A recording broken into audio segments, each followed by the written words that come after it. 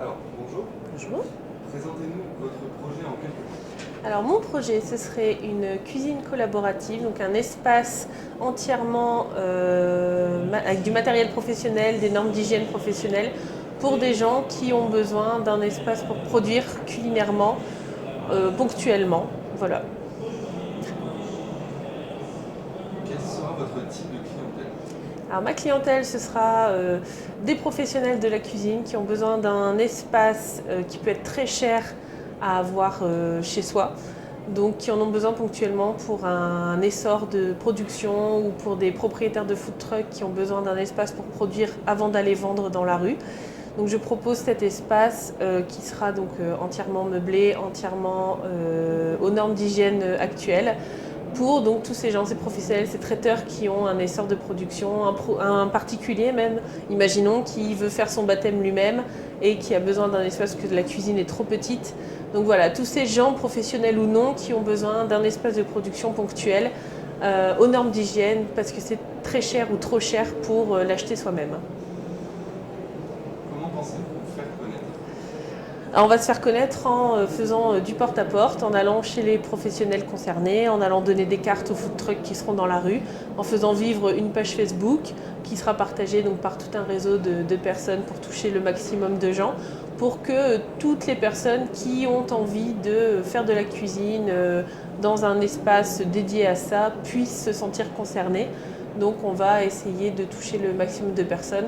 En finalité, pourquoi pas passer par les journaux gratuits de la métropole pour que vraiment le Nord-Pas-de-Calais soit au courant qu'il y aura cet espace dans le coin. Qui sont vos concurrents et qu'est-ce qui vous différencie d'eux? Alors les concurrents actuels, c'est une cuisine collaborative à Vincennes où donc c'était 4 femmes qui ont créé ça pour justement les professionnels de cuisine de Paris, parce que Paris c'est très petit au niveau des espaces, donc elles mettent à disposition cet espace-là pour eux. Et c'est Bruxelles aussi qui va ouvrir un hangar avec une cuisine collaborative, ça ouvre en octobre.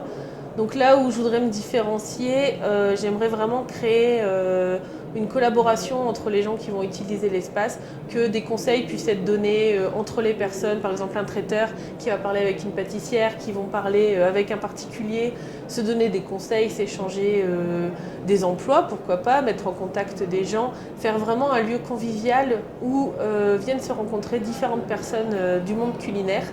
Donc créer réellement cet espace convivial, d'échange et donc bien sûr d'utilité aussi publique.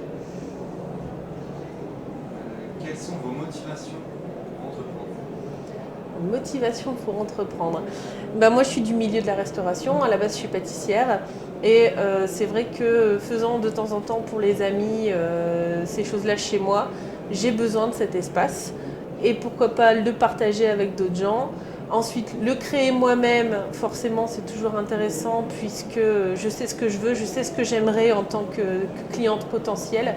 Et je pense pouvoir apporter justement cette vision du métier pour plein de gens. Et pourquoi pensez-vous être le gagnant de ce concours?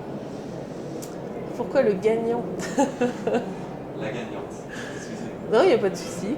Je pense être motivée, je pense avoir un concept qui n'existe pas du tout dans le Nord-Pas-de-Calais, mais qui existe néanmoins, donc qui est possible à faire. Après, je pense être une bonne professionnelle, je pense être assez dynamique et je pense pouvoir apporter justement une touche de nouveauté dans le monde de la cuisine.